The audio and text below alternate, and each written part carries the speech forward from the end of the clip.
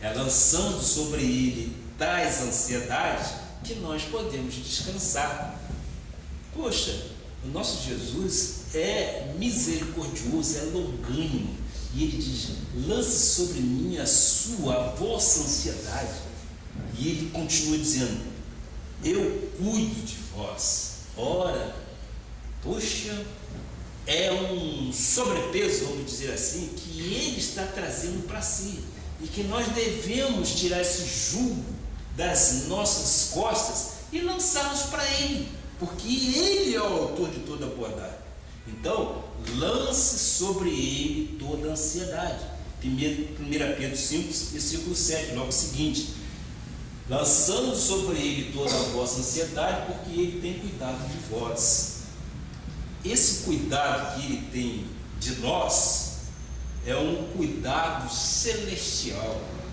Eu te confesso, eu, na minha posição pessoal, eu não crio obstáculos para as coisas que hão de me acontecer ou para as coisas que estão me acontecendo, porque eu costumo verdadeiramente descansar no Senhor. Se eu descanso nele, a minha vida não tem tribulações, a minha vida não tem ansiedade, não tem incerteza. Embora, repito, não quero eu aqui ser prolixo naquilo que eu vou dizer, mas eu já disse isso algumas vezes: não é deixando de fazer que nós vamos fazer aquilo que Deus quer. Então, nós temos que procurar sim lançar e traçar para nós o nosso rumo. Ora, nós fizemos aqui no início do ano nós traçamos os nossos objetivos, colocamos no papel. Nossos sonhos nós colocamos no papel. Esses sonhos eu considero que tenhamos que de vez em quando rever esses assuntos. Por quê? Porque nós podemos mudar de rumo, mas de acordo com a orientação de Deus.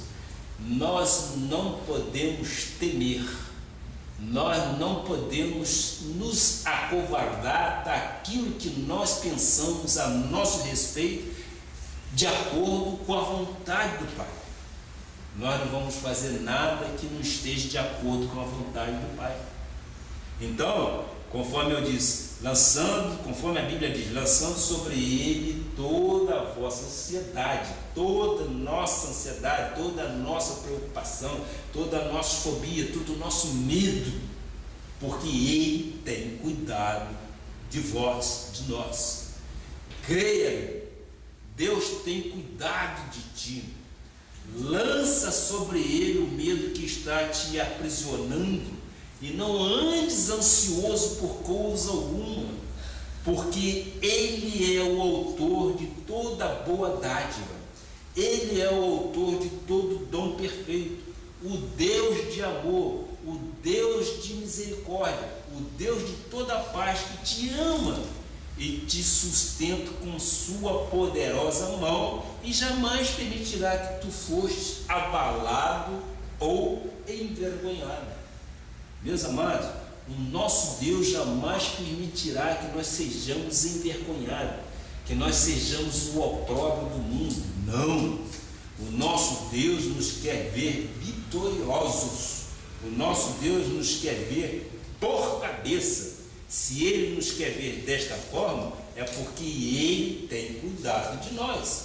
Em Salmo 55, 22 diz: confia no Senhor os teus cuidados, confia os teus cuidados ao Senhor, e Ele te sustentará, jamais permitirá que o justo seja abalado. E eu digo: agrada-te do Senhor, que o Senhor satisfará os desejos dos vossos corações. Mateus 6, 25 diz: por isso vos digo, não andeis ansiosos pela vossa vida, quanto ao que haveis de comer ou beber, nem pelo vosso corpo, quanto ao que haveis de vestir. Não é a vida mais do que o alimento e o corpo mais do que as vestes?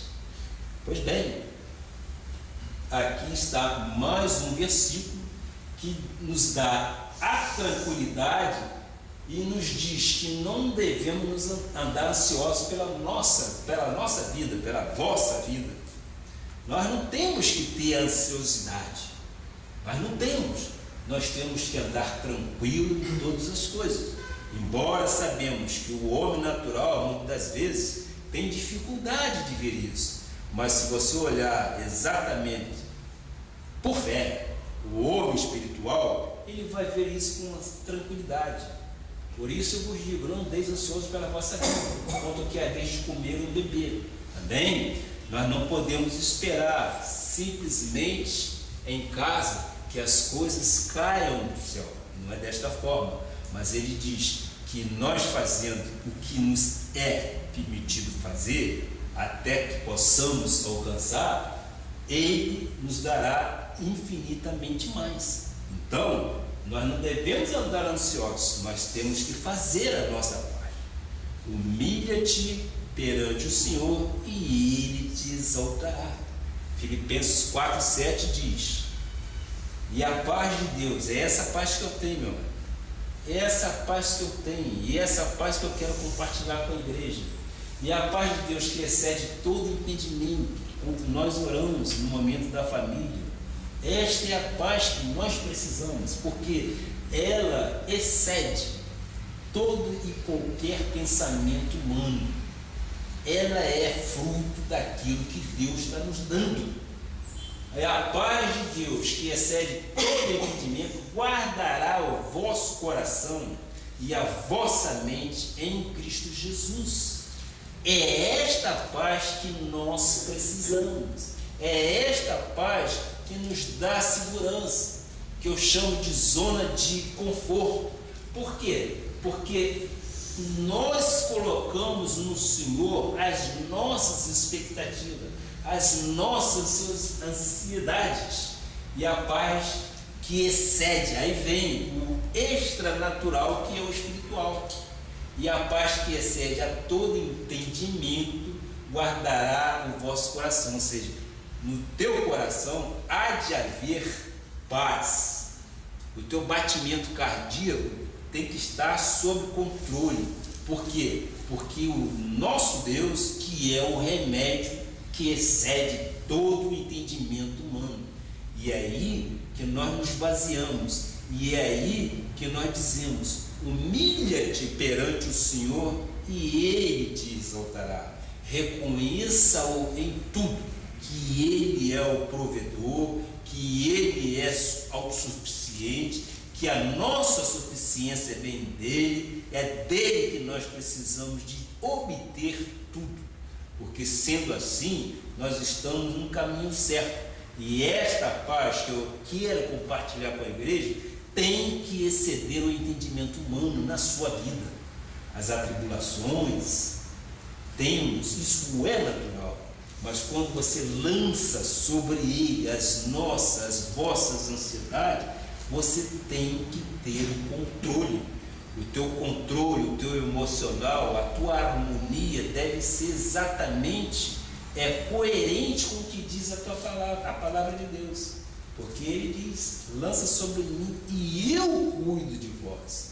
Lucas 14:11, nós temos mais um versículo que diz: em ti haverá prazer e alegria. Glória a Deus por isso. E muitos se regozijarão com o seu nascimento do nosso Jesus Cristo. Portanto, neste estudo que iniciamos hoje, vai ser uma série nós queremos trazer entendimento bíblico para que as pessoas não andem ansiosos com coisa alguma. Vimos que o ser humano vive uma epidemia chamada medo, e este medo debilita, este medo destrói emoções e sonhos, impede a pessoa de realizar-se na vida. Vimos também que o medo não é um sentimento nato, mas é um sentimento que vai se adquirindo com o passar do tempo.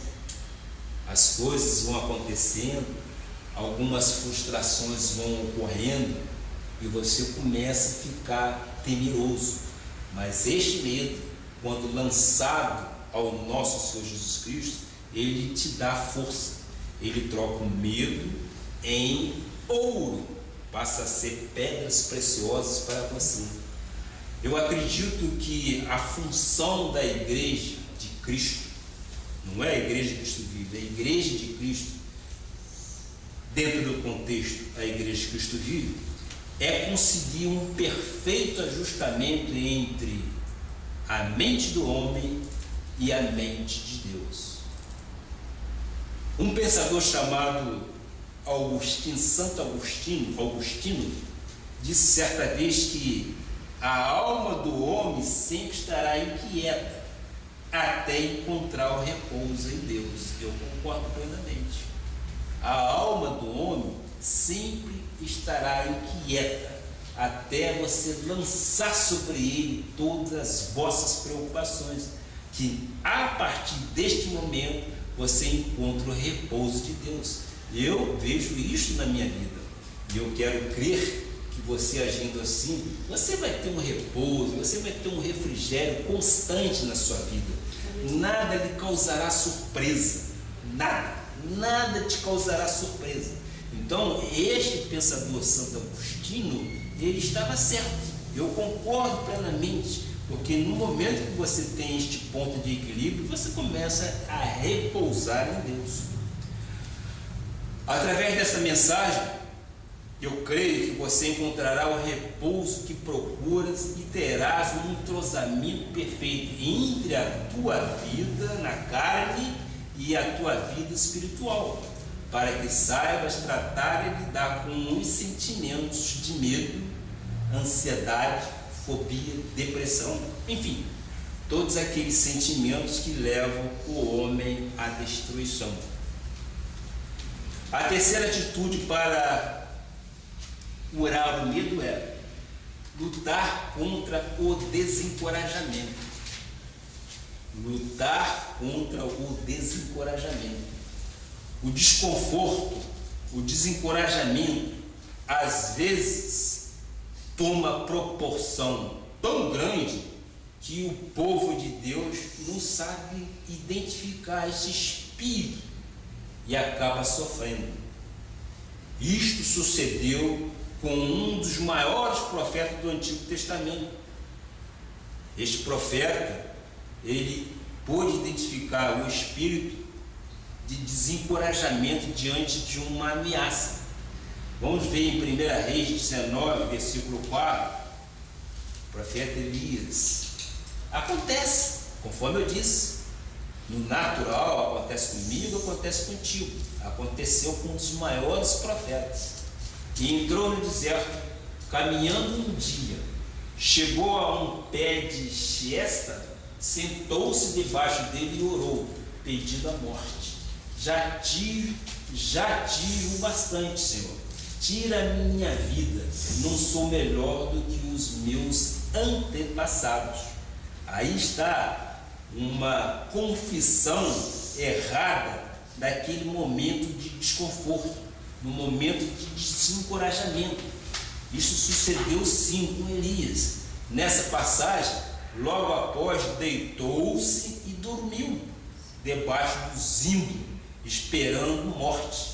Mas um anjo o tocou e lhe disse: levanta-te e come. É como nós falamos alguns domingos atrás, foi dito através de Moisés: por que clamas por mim? A ordem qual é? Marcha. É exatamente o que estava acontecendo com o profeta. Ele pediu a morte, porque ele estava passando por situações temerosas. O medo é comum acontecer na vida natural, não na vida espiritual. E ele se deitou debaixo, sim, e esperou e chamou para si a morte. Mas um anjo do Senhor o tocou e disse: levante e come, porque ele estava fraco. Porque às vezes é preciso passar por provações. Tiago 1, versículo 2 e 4. Porque a provação, ela, uma vez provada, ela nos dá força.